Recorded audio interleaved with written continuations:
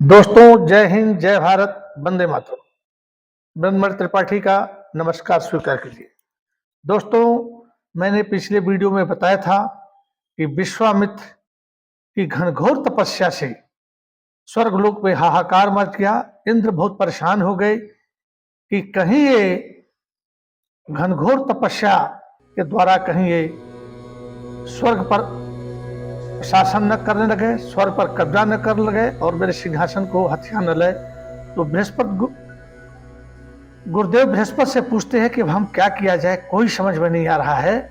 तो बहुत विचार विमर्श करने के बाद बृहस्पति गुरु बताते हैं कि हमारे दिमाग में एक है जो मेनका है। तो इंद्र कहते हैं कि गुरुदेव, हमने देवताओं की जो शक्तियां निकाल करके महाशक्ति बनाई थी उसको भी विश्वामित्र ने शक्तिहीन कर दिया। स्वर्ग की सबसे सुंदर अप्सरा रंभा को हमने भेजा और रंभा ने उसकी तपस्या तो भंग की, लेकिन वह जैसे ही आंख खोला और उसने अपने जल को अभिमंत्रित करके और उस पर छिड़क दिया और 1000 वर्ष के लिए उसको पत्थर बना दिया। तो जब इतनी बड़ी शक्तियां हमने इस्तेमाल कर लिया और उसकी तपस्या भंग नहीं हुई और रिजल्ट ये हुआ कि रंभा को पत्थर बना दिया, तो मेनका क्या करेगी? तो गुरुदेव कहते हैं कि पिछले वीडियो में है कि मेनका के अंदर विनयशीलता है, विनम्रता है, चंचलता है, साम दाम दंड भेद सब जानती है, वो है हमारे कार्य को करेगी। तो मेनका को भेजते हैं और इसी के आगे अब ये प्रकरण शुरू होता है। लेकिन उससे पहले 1 मिनट आपके लिए हम लेते हैं इसी उसमें कि हमारा देश सनातन धर्म का है, हिंदू इसमें कम से कम 1 अरब तो है और मैं सनातन धर्म के ऊपर यह वीडियो बनाता हूं। तो यदि हम सनातनी धर्म के हैं तो हमें सनातन धर्म के बारे में कुछ जानना चाहिए। आप कहते हैं कि मैं हिंदू हूँ, मोदी जी का, माननीय मोदी जी का तस्वीर लगा लेते हैं और फेसबुक पर यह डाल देते हैं कौन कौन मोदी जी के साथ है, कौन कौन सनातनी है, तो उसमें लाखों मिलियन जो है लाइक हो जाता है। लेकिन उनसे पूछे सनातन धर्म में कौन कौन ऋषि हैं, तो उनको कुछ पता नहीं। मैं उनके बारे में बता रहा हूँ, विश्वामित्र के बारे में बता रहा हूँ, वशिष्ठ के बारे में बता रहा हूँ, बृहस्पति के बारे में बता रहा हूँ, सत्यव्रत के बारे में बता रहा हूँ,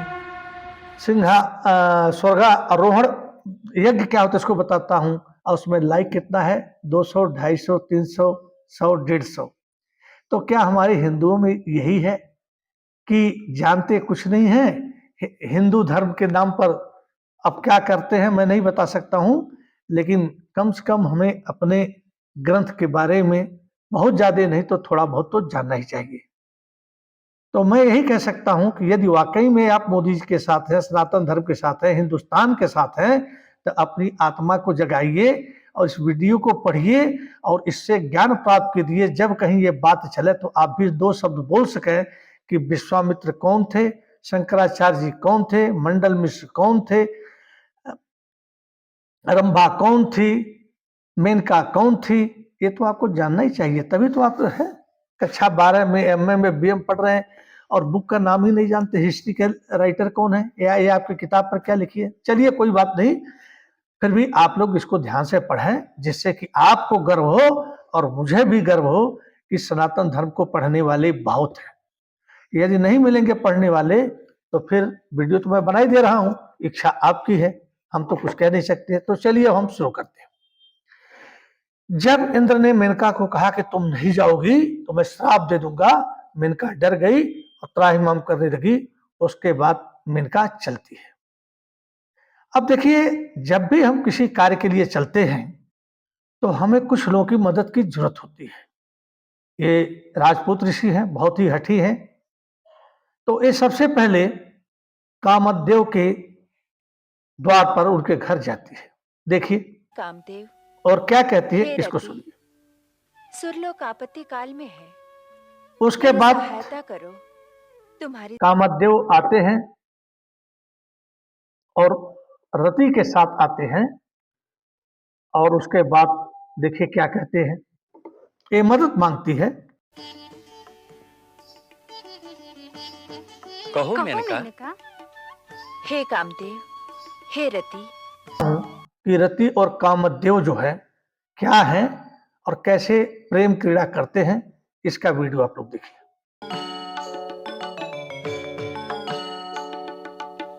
फिर मेनका उनसे कहती है कि लोग तो धनुर्धर हो। कामदेव, हे रति, दूसरे धनुर्धरों के बाण काटते हैं, आपका बाण मिलाता है।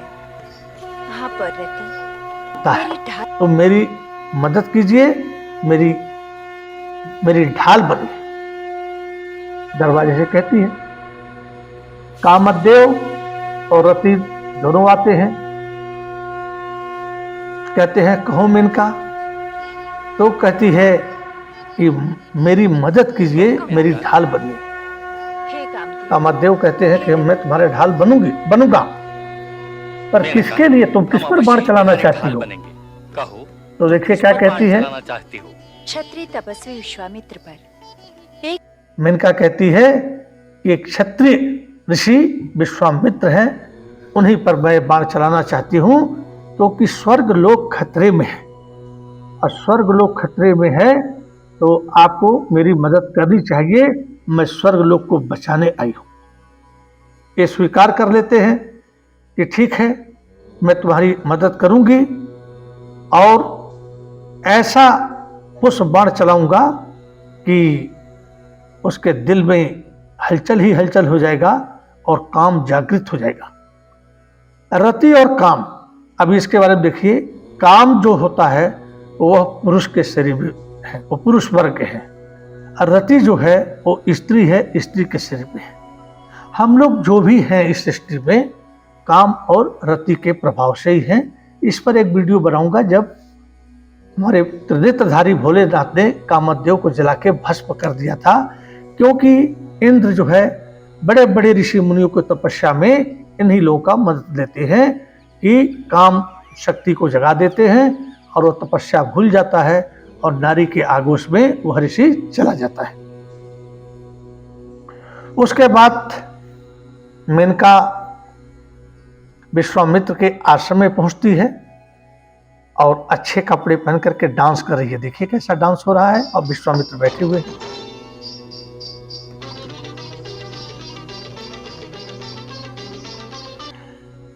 ये डांस करती रहती है।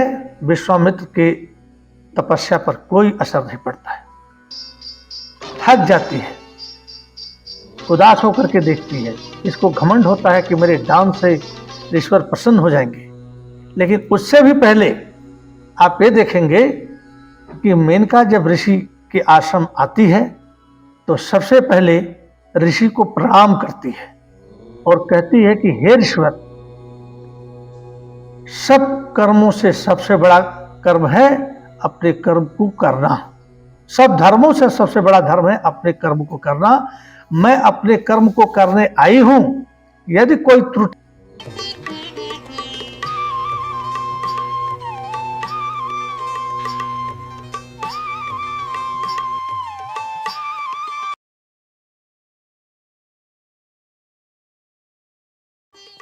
ऋषिवर, अपना कर्तव्य निभाने के लिए मैं यहाँ आई हूँ।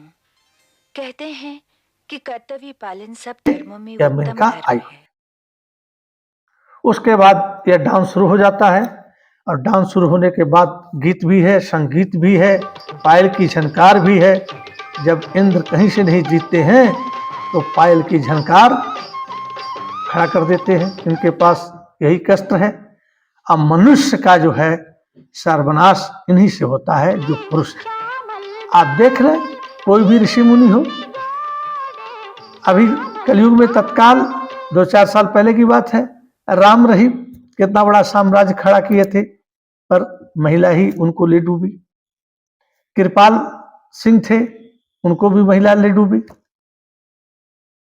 देवता स्वरूप जिनको हमारे माननीय मोदी जी, हमारे राजनाथ सिंह और लाल कृष्ण आडवाणी ने आसाराम बापू को ये कहा कि इनके अंदर दैवी शक्ति आ गई है, अपने चमत्कार से उनको भी मोहित कर लिए थे। लेकिन एक महिला के चक्कर में आजीवन कारावास काट रहे हैं। कितने लोग मारे गए हैं। तो हमारा हिंदू धर्म में शास्त्र सिखाता है कि आप अपनी पत्नी से बहुत ही प्यार कीजिए, और पत्नी का भी धर्म है कि पति को पत्नी बनकर वैसे ही सेवा करे जैसे हमारी आदर्श नारियां आज तक करती आई हैं। ये नहीं कि आजकल टीवी आ गया, मोबाइल आ गया, और टीवी पर आप देख रहे हैं कि सास बहू ननद ये सब जो है वो सब चीजें तो वो ड्रामा है। करीना खान क्या कपड़े पहन रही है, क्या कर रही है, वो लोग हाई सोसाइटी के लोग हैं, उनका न जाति है न कोई धर्म है। हिंदू मुस्लिम से, मुस्लिम हिंदू से शादी कर रहा है, तलाक हो रहा है, 4-4 बीवियों को तलाक दे रहे हैं, वो 4-4 अलग से लड़की शादी कर रही है। हमारे तो सनातन धर्म में एक पत्नी एक पति है, और पत्नी और पति का रिश्ता तो 7 जन्मों का है, और उसको आप करते हुए चलेंगे तो आपका इहलोक और परलोक दोनों ही हो जाएगा। और बीच में आपको बताता हूं, हमारे सनातन धर्म में जो अभी हम वीडियो चला रहे हैं, किसी की आप पूजा करें या ना करें, लेकिन आप अपने घर में बैठ करके 5 मिनट, 10 मिनट, 2 मिनट, 4 मिनट का उच्चारण करेंगे तो ओंकार में ब्रह्मा विष्णु महेश महाकाली महालक्ष्मी महासरस्वती ये सब लोग जो आदि शक्ति है, जो निराकार है, जिसको कोई नहीं जानता।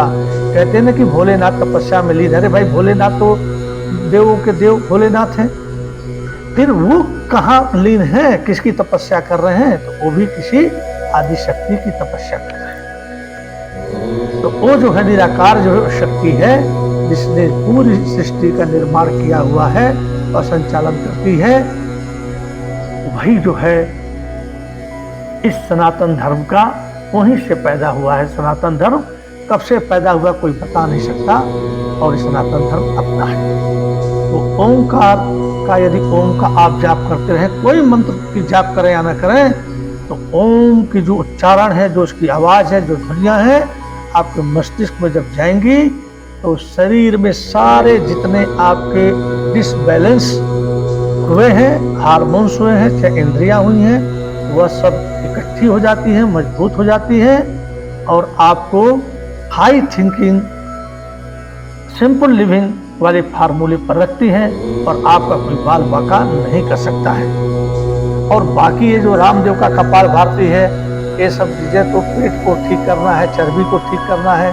अनुलोम विलोम जो भी है, मैं थोड़ा सा इस पर बोल रहा हूँ, वो 72,000 नाड़ियों को साधती है, लेकिन इनके साथ ओम यदि आप करते हैं तो सोने में सुहागा है। तो ठीक है दोस्तों, अब जो है फिर शुरू करते हैं।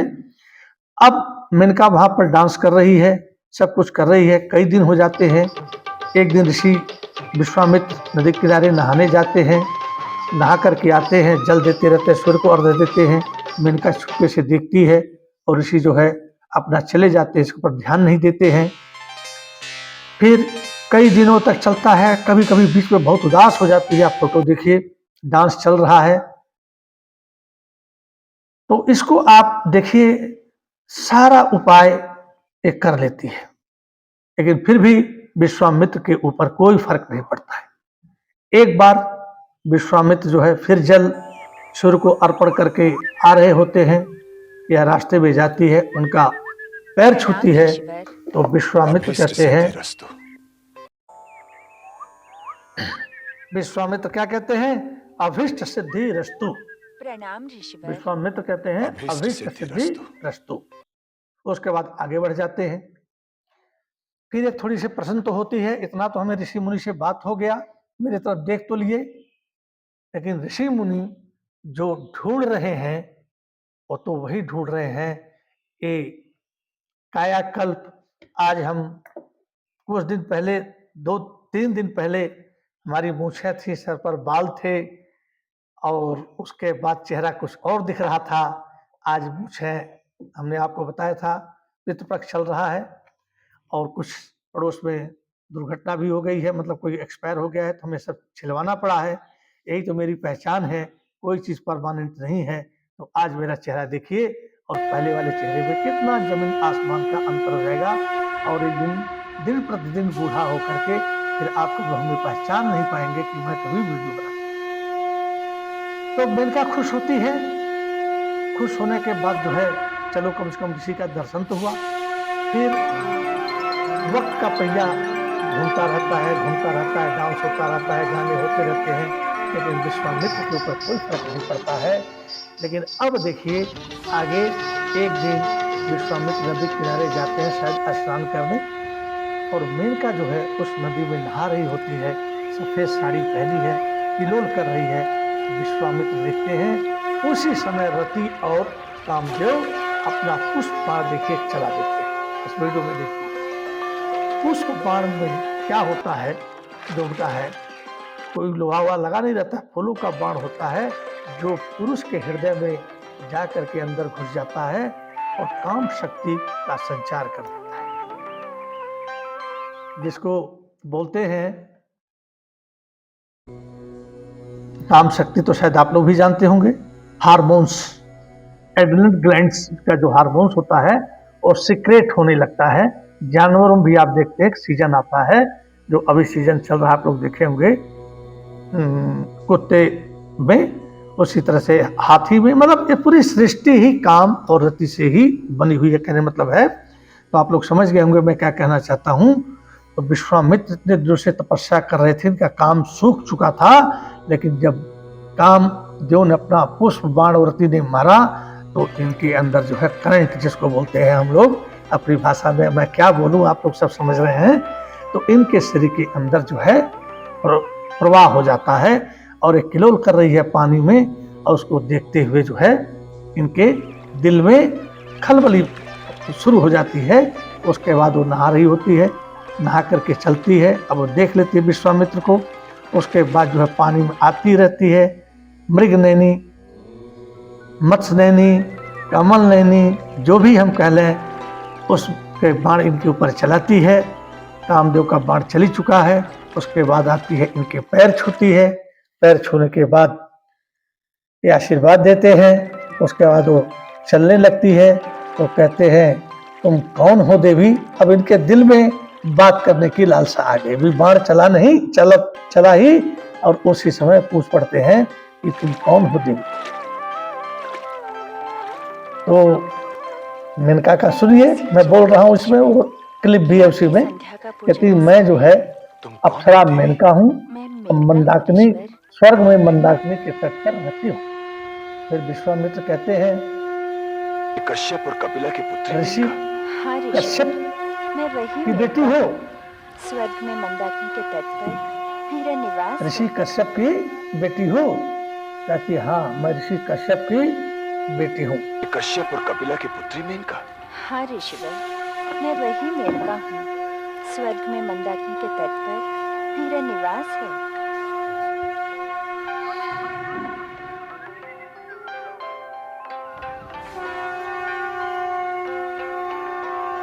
कहते हैं कि तुम ऋषि कश्यप की बेटी और कपिला की पुत्री हो। कहती हाँ, और मैं स्वर्ग में मंदाकिनी नदी के किनारे मैं रहती हूँ। उसके बाद वो चली जाती है, कहती कि ऋषि मैं चलती हूँ, आपकी तपस्या में भंग पड़ रहा है, मतलब लेट हो रहा होगा आपके संध्या काल में।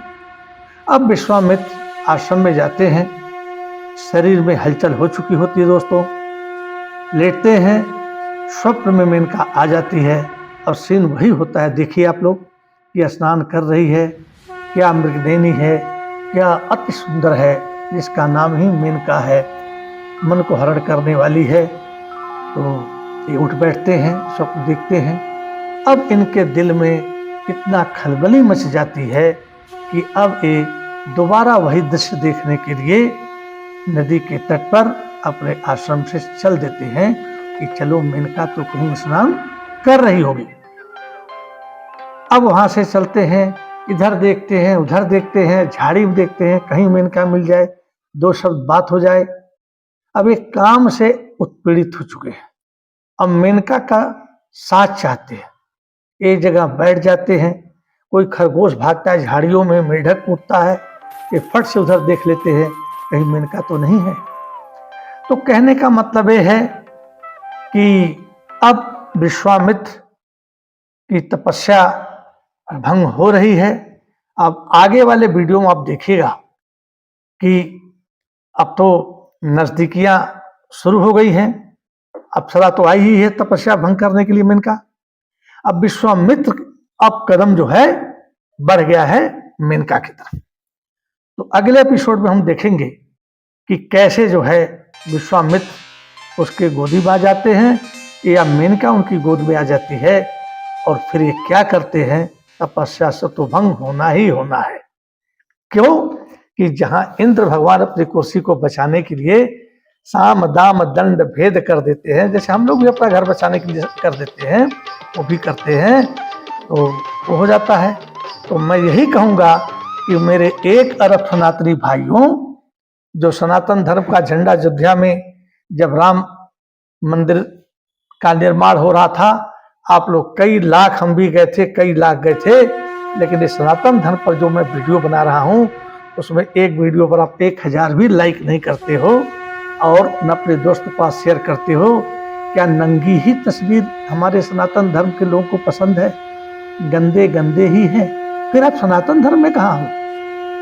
आज गुरु शंकराचार्य तो बाल ब्रह्मचारी थे, 32 साल में सशरीर भोलेनाथ में समा गए। तो इतना तो नहीं बन सकते हो, लेकिन इतना है तो अपने ग्रंथ को, जो नहीं कुछ तो वीडियो में मिल रहा है, उसको शेयर करो, लाइक करो, सब्सक्राइब करो, उसको सीख लो, जान लो। कल आईएएस के एग्जाम को इतना पढ़ा लिखा लड़का होगा, वो तो जानता ही होगा, आईएएस वाला तो ऐसे होगा नहीं। लेकिन आप रेलवे में जा रहे हो, सनातन धर्म का झंडा हर जगह लहराया जा रहा है, तो सनातन धर्म के बारे में पूछ सकते हैं कि मेनका कौन थी, या आप ऑब्जेक्टिव क्वेश्चन में आ सकता है विश्वामित्र ने किसको जो है 1000 वर्ष के लिए पत्थर बना दिया? आप क्या लिखोगे, घंटा? या कौन अप्सरा थी जो 1000 वर्ष के लिए पत्थर बन गई विश्वामित्र के श्राप से? देवताओं ने कौन सी शक्ति निकाली थी विश्वामित्र की तपस्या भंग करने के लिए? वह कौन संत थे जो पिघले हुए लोहे को पी गए? वो कौन संत थे जिनकी डेड बॉडी आज तक नहीं मिली है और सीधे सशरीर भोलेनाथ के शरीर में समा गए? तो पढ़ना जितना ही आप पढ़ोगे उतना ही आपका ब्रेन शार्प होगा, और कभी न कभी तो सूरज उगेगा, नौकरियां तो मिलेंगी ही मिलेंगी। बस आप तैयार रहिए, सफलता आपके कदमों में होगी। लेकिन आप गंदी फिल्में देखेंगे, उसको लाइक करेंगे, तो आप वहीं रह जाएंगे जहां पर आप हैं। इसी के साथ मैं अपनी कथा को समाप्त करता हूं, एपिसोड को। तो आप लोगों के ऊपर छोड़ता हूं कि कितना आप इसको लाइक करेंगे, सब्सक्राइब करेंगे, शेयर करेंगे, और अपने सनातन धर्म की रक्षा के लिए इसको पढ़ेंगे और इसको सम्मान देंगे। जय हिंद, जय भारत, वंदे मातरम। थैंक यू दोस्तों।